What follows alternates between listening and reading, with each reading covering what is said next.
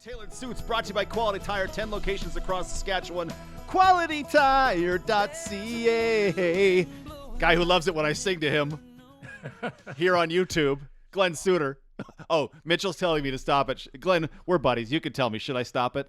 No, you're good. You're Okay. good. In fact, I can't wait till you start belting out some Garth.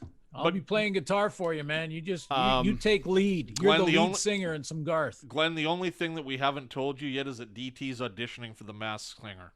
Oh, I'd be awesome. You tell me anybody who's been on The Masked Singer who could do Garth, Boys to Men, any Eminem or 90s rap song. I would crush on that show. I'd be amazed. I'm trying to think of my rotation of Garth song suits. There'd have to be Colin Baton Rouge. I don't know. Do you have a preference for the river or the dance? Which one do you prefer? Well, both are in the set list. So Okay. you're gonna maybe we bookend the show. I mean, Friends in Low Places has got to be in there. You're gotta gonna get be. the whole crowd going. Yeah. Papa So- Love so- Mama's got to be in there. So, Glenn, I don't know. that summer. No, I'd have to go back and listen to that to catch up to it. But that one doesn't strike me. Glenn, I don't know if you know this or not, but I host the halftime shows.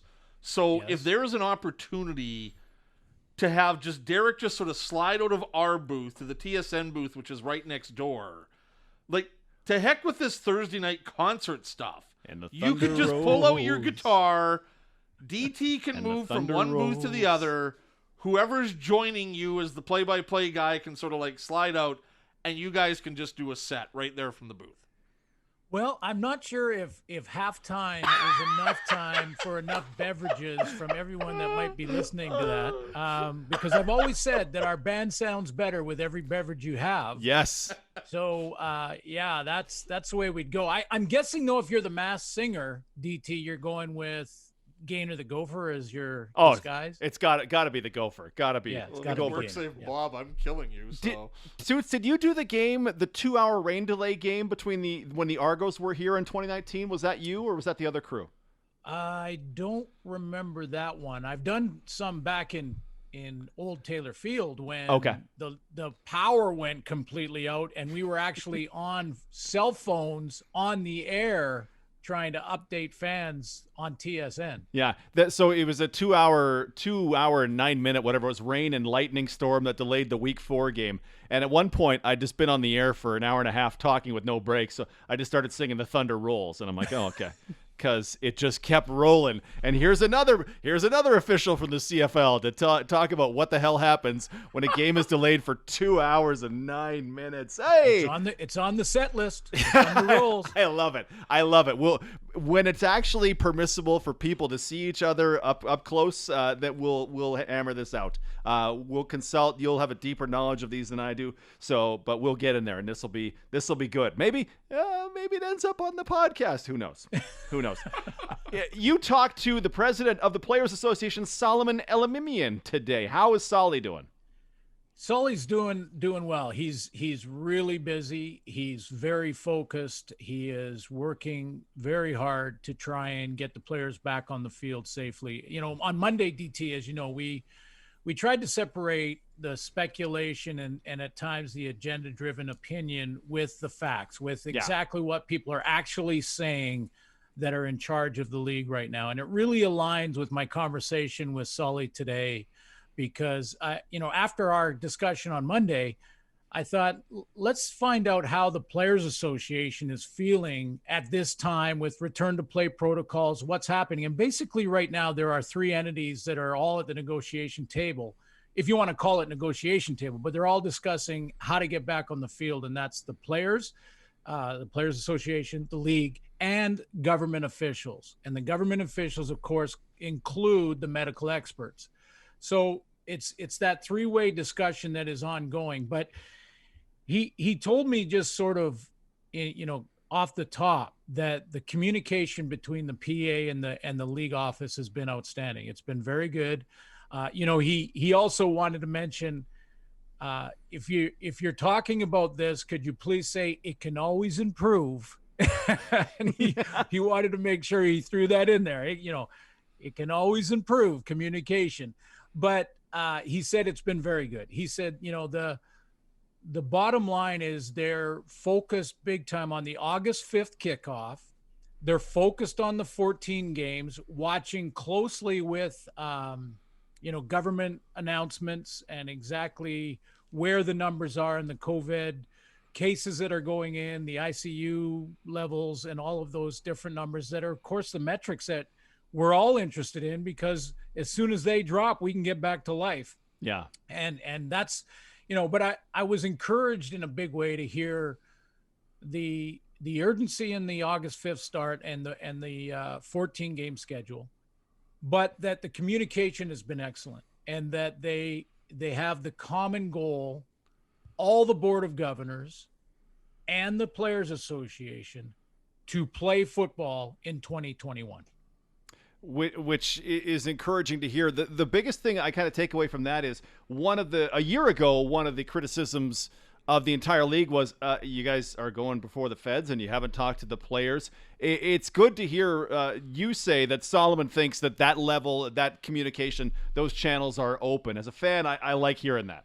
Yeah, and in fact, he actually elaborated on that specifically, saying that the league office and the PA have worked and collaborated on putting those proposals to government together. And this goes back a few months now, and it continues to be a work in progress, but that the league and the PA are both involved in putting together those proposals each time they talk to government. Of course, it's a moving target, and they are trying to continue to work to, make sure they have all the requirements. I mean, at the end of the day, the sense I got from this phone call was that there is a real collaborative effort here to get players back on the field, because they understand the urgency. And Solomon went into the bigger picture and talked about the ecosystem of the game of football in our country. And there is a lot, just sort of a lot of people depending on getting back to play, getting jobs back, that are way outside of staff for football teams and the players. I mean, we're talking stadium officials, people that are cleaning the stadiums after games, the popcorn people, all of it. Mm-hmm. That are all involved with getting back to work, getting back to this game we love. Glenn, after your conversation with Solomon, it sounds promising. Are you still of the opinion that we're going to play football at the beginning of August with a 14-game season? Because earlier in the show, I said to Derek that I think that the border is going to be reopened on June 21st or very shortly after, because of what we're seeing across the country. And if that happens, we've got maybe, 5-6 weeks until we would see football. Is it realistic to think that we could play long weekend in August still, or does it have to be pushed back a little bit? I think it's realistic, Mitchell. I think it's it's something that is so precarious because it's out of our hands. Right. And Sully mentioned that as well. I mean, it's out of the league's hands, it's out of Randy Ambrosie's hands, and it's out of Solomon Elimimian's hands as well, and the Players Association, because it's all dependent on, as you said, if the government opens the border, if the government makes sure that we're allowed to have a few fans in the stands. At what point will that happen? At what point will, the quarantines, what will they look like? So, I mean, there's all of those things that are out of their control, but what they can do is watch the trends, which are heading in the right direction now, continue to do the math, because Randy Ambrosie had mentioned that early June, so let's say within the first 2 weeks of June, that will be sort of the determination and the reassurance from government that your August date is good, mm-hmm. or maybe needs to be pushed back a little bit further. That will kind of be when that decision is made. So they will continue to work on the new collective bargaining agreement for 21 to get through this crisis. And that's what it is. So, all of the focus, all of the urgency is on that. I mean, they want to get the players back on the field safely. Bo Levi Mitchell, the quarterback of the Calgary Stampeders and one of the elite players of the game, was on the Bob McCowan podcast, and he said He likes the thought of the merging with the XFL. We will dive into that with Suits as we continue. Fine tailored Suits, only here on the Sports Cage on 620 CKRM. Lightning tied at 2, 14 minutes to go in the second. Go Panthers, go. Penguins up 1-0 on the Islanders. The first period has just come to an end. Go Pens, go. Go Pens, go. Suits, no Canucks in these playoffs. Is there anybody you're bandwagoning or any favorite teams that are outside of the Canucks that you have? Well, when my son was down playing the honky tonks and going to school in Nashville, Nice. I went to a bunch of Predators games, which is right across from the main drag where all the honky tonks are. So we duck into a bunch of games. He had a student pass to Predators games, and it was cool atmosphere. So I was kind of following them, but I think I'm with you guys. Like, as long as the Leafs don't get there. Thank you. I knew I liked you for a reason, Glenn. Eat it, Leafs. I feel like if I go to any sporting event in North America, any of the big four leagues, the CFL included, I feel like a Nashville Predators game should be very high on my list because I feel like there's a real cool vibe there that would not exist in every rink in North America. Yeah, it was outstanding. Now, in fairness, they have sort of the stars right in their backyard because most of the country stars live in the Nashville area. Wow. So, wow. You could just make a call and they're happy to come down and sing in between periods. But, I've heard many times people say the CFL should look at that. And of course, shared practices is always good, but they do have a great atmosphere, better than the Canucks. Much better than the Canucks, in my opinion. Yeah. And they say, well, why don't you do what they're doing? What's happened in Nashville has been organic. It's been this fan-driven, atmosphere in the building that has been created by the fans themselves, not necessarily any special programs they put in place. I mean, there's good sales calls and. I was called many, many times to get season tickets for Predators because I went to games and they had my info. So, they were on top of that stuff, which every team is. But as far as the atmosphere goes, I don't think there's times when you don't just market that into existence. Sometimes the crowd is what builds that organically. Yeah, absolutely. The Saskatchewan Rush have been incredibly good with that, right? They put a real nice show on in their games in Saskatoon. Let's talk about Bo Levi Mitchell, the Calgary Stampeders. He was on Bob McCowan's podcast, and he said the following, Suits. I want to get your take on this. Quote, I don't want the history of the Canadian game to go away, but if we want it to grow, the merger would be a phenomenal thing. Merger would be a phenomenal thing. That's going to draw some eyes because that's the league's premier player. I don't know how. I mean, he's easily top 3 premier player in the league. Saying that this merger would be phenomenal. What's your takeaway from Bo saying that?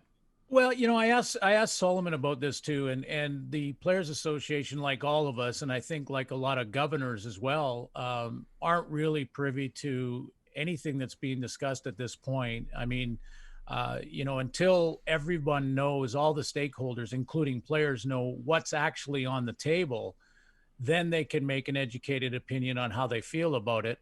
And, I think Bo and all the players are obviously entitled to their opinion. I think he's sort of looking at it, and I'm reading between the lines a little bit here, but he's looking at it as anytime there's a chance to improve the business model, it should be explored. And I feel the same way. And that's why I've said many times, I'm keeping an open mind on all of this until we get the details. Now, when the details come out, that may change how everyone feels. It certainly may how I feel. But until then, I'm going to keep an open mind. I would suggest and ask the questions if all players are looking at this as a sort of a blanket phenomenal direction to go in. Well, have they looked at the pay structure that the XFL went with before they folded in 2020? No $700,000 quarterbacks in the XFL in 2020. No, and I don't know for sure, and I'd have to do more research, so I don't want to speak out of turn here, but I think they were like averaging about $50,000 a player across the board, non-negotiable. I mean, this is essentially run league. You could have 3,000-yard seasons as a receiver and not necessarily change your contract at all. Possibility of no union. I mean, there's a lot of huge question marks that have to be explored before you can just sort of blanket say it would be phenomenal. So let's dive into that. And Sully agreed. I mean, he said he doesn't. This is something that he said we're not even. We are focused on 21.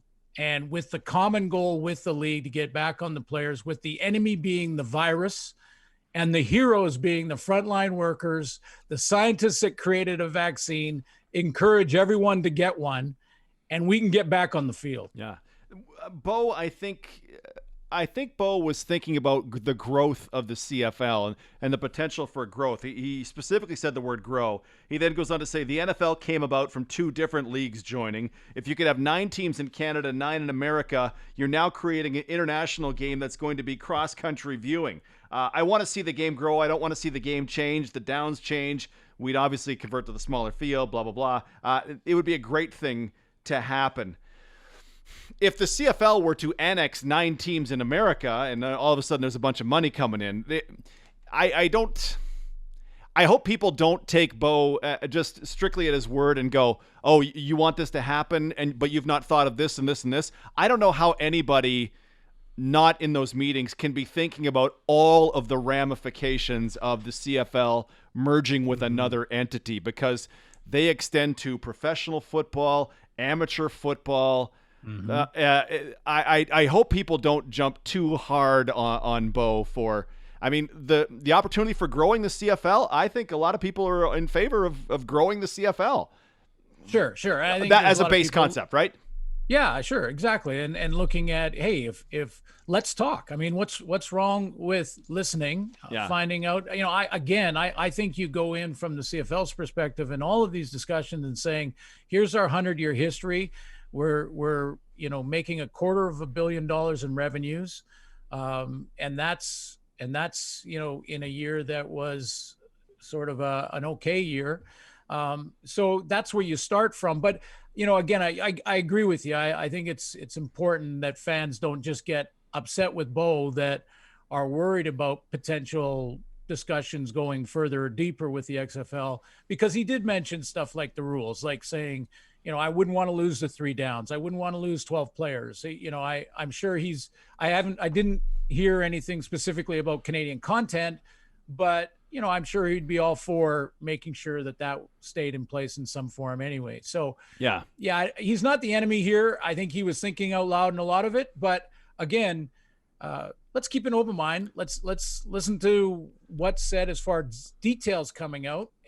But in the meantime, separate the speculation and opinion from what's actually being said by those that are running the league, the governors and the commissioner. Glenn, when you talk about the open mind that we are supposed to have, and I agree with you on that, but I see a real divide with demographics.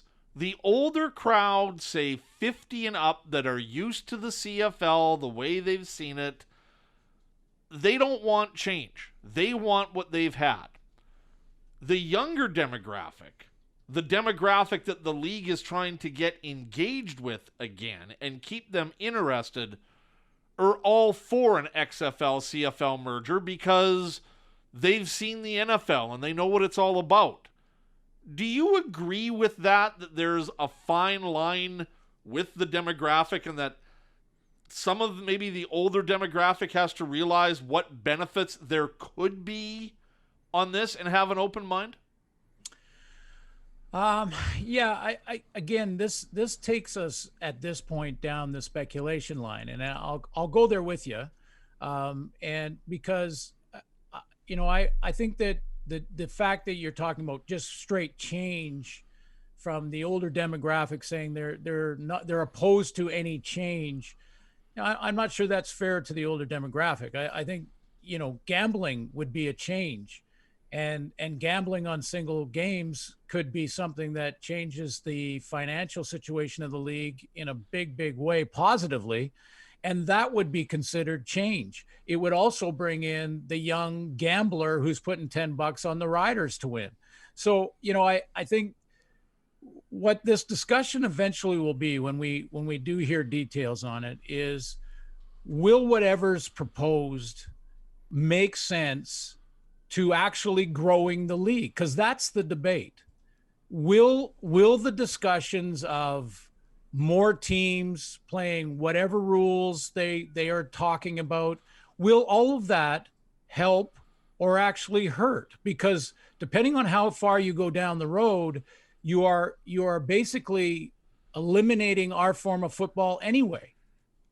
So is that going to be better for football in our country? I think that's going to be the debate once we get the details. But again, until then, it's a ton of speculation, which with agenda-driven opinion, and that's where it kind of goes off the cliff. And I think that's what you're getting to a little bit there too, Mitchell, was, the older demographic fighting for the tradition of the game, while the younger demographic saying, I've watched the NFL, it's pretty cool, let's see what happens, let's throw them together and see what, So that's major speculation with opinions coming from different angles. I think everybody in those discussions want the league to succeed. They want to see it grow.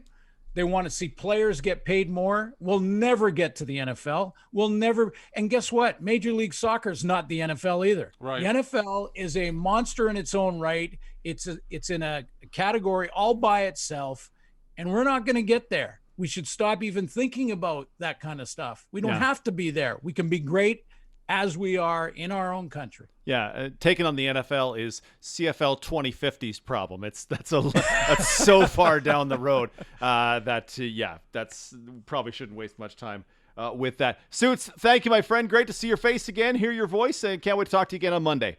Hey, guys, have a great long weekend. Hey, and be careful this weekend because we want those numbers to keep going down. So let's be disciplined this weekend. Be great teammates. Get vaccinated. Thanks, Love guys. it. Glenn Suter in fine tailored suits, brought to you by Quality Tire. 10 locations across Saskatchewan. QualityTire.ca.